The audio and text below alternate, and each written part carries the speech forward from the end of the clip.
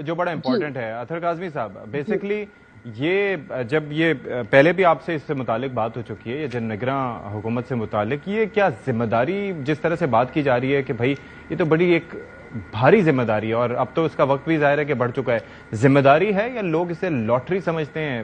Impression کیا جاتا ہے اس کا؟ دیکھیں اوبیسلی ذمہ داری ہے، اور یقیناً وہ ذمہ داری کا مظاہرہ بھی کر رہے ہیں۔ آج میں دیکھ رہا تھا پاکستان ٹیلی ویژن پہ پی ٹی وی پہ مریم نواز صاحبہ کا خطاب براہ راست دکھایا جا رہا تھا، تو یقیناً وہ ذمہ داری کا مظاہرہ کر رہے ہیں، غیر جانبداری کا مظاہرہ کر رہے ہیں، اس لیے کہ نارملی تو اگر کوئی حکومت میں ہو جماعت تو ان کے جلسے دکھائے جاتے ہیں، اب تو وہ حکومت میں بھی نہیں ہے، پھر بھی انوار اللہ کاکڑ صاحب کی حکومت اور سولنگی صاحب کی وزارت جو ہے مریم بی بی کا جلسہ بڑی ذمہ داری سے دکھا رہی ہے، تو اس شو کرتا ہے کہ یہ لوگ نیوٹرل ہیں اور ساری جماعتوں کے یہ جلسے اسی طرح دکھائیں گے۔ باقی بات یہ ہے کہ کیا ان کے اوپر صرف الیکشنز کی ذمہ داری؟ میرے خیال میں دیکھیں ذمہ داری اتنی ہوتی ہے آپ کے اوپر جتنی آپ لیتے ہیں۔ کچھ لوگ ہوتے ہیں وہ ان کے اوپر آپ ذمہ داری ڈالتے بھی رہیں تو وہ نہیں لیتے، کچھ لوگ زیادہ ذمہ دار ہوتے ہیں، جو ان کی ذمہ داری نہیں بھی ہوتی اس کی بھی فکر ان کو ہوتی ہے، ہر خاندان میں ایسا بندے ہوتے ہیں۔ تو میرے خیال میں کاکڑ صاحب جو ہیں وہ بھی ضرورت سے زیادہ ذمہ دار ہیں، وہ شمالی کوریا سے لے کے جنوبی افریقہ تک جتنے مسائل ہیں ان سب پہ وہ بات کرتے ہیں، پوری دنیا وہ گھوم پھر رہے ہیں، پیرس میں بی بی سی کو انٹرویوز دے رہے ہیں، لندن میں امریکہ وہ گئے ہوئے ہیں، اس کے بعد وہ سعودی عرب بھی گئے، تو شو کرتا ہے کہ انتہائی ذمہ دار آدمی ہیں اور ہر چیز پہ بات کرتے ہیں۔ کبھی پاکستان کو چین کا اسرائیل بنا دیتے ہیں، کبھی پاکستان کو خدا نخواستہ مقبوضہ کشمیر سے موازنہ کر دیتے ہیں، تو اس سے آپ کو اندازہ ہوتا ہے کہ بڑی ذمہ دار شخصیت ہے۔ وہ تو بیان ایسا تھا جی کہ اس کے اوپر ہر کوئی آفینڈ ہو گیا تھا کہ بھئی یہ کس نوعیت کا اور کس طرح کا اور کن سرکمسٹینسز میں کس طرح کا کیا سوچ کے بیان دیا گیا۔ کافی حیرانگی کی بات تھی ویسے۔ وہی نا، انہوں نے ذمہ داری لی ہے، بوجھ ڈالا ہے اپنے اوپر، تو وہ سمجھتے ہیں کہ ہر چیز کی ذمہ داری میرے اوپر ہے، میں نے اس کے لیے اس حوالے سے بھی بات کرنی ہے، اس حوالے سے بھی۔ اگر وہ تھوڑی سی ذمہ داری کم لیں اور صرف الیکشنز پہ توجہ دیں اور فیسیلیٹیٹ کریں الیکشن کمیشن کو تاکہ جلد سے جلد انتخابات ہوں اور عوام کے حقیقی نمائندے آئیں، تو میرے خیال میں ذرا زیادہ بہتر ہوگا۔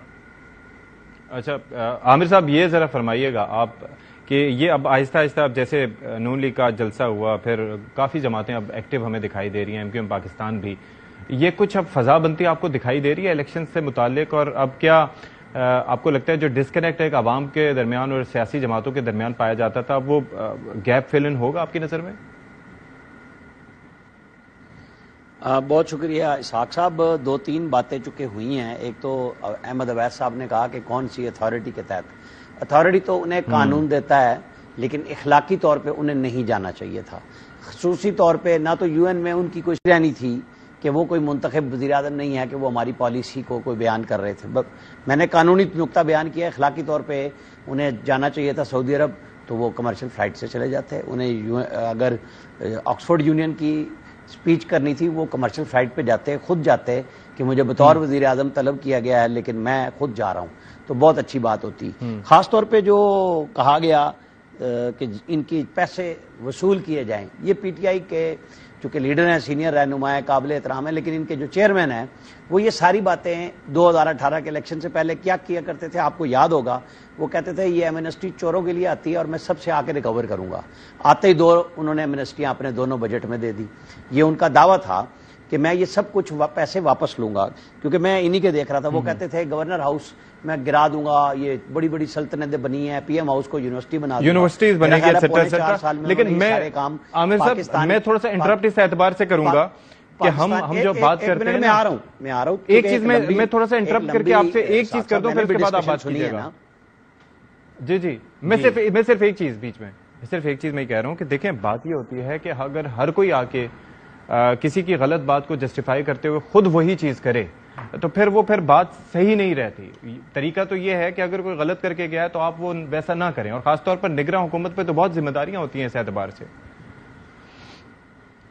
میں نے جو بات کہی، چونکہ ایک پارٹی کی وہ نمائندگی کرتے ہوئے بات کر رہے ہیں، وہ بطور لائر صرف بات نہیں کر رہے، وہ تحریک انصاف کو ریپرزینٹ کر رہے ہیں۔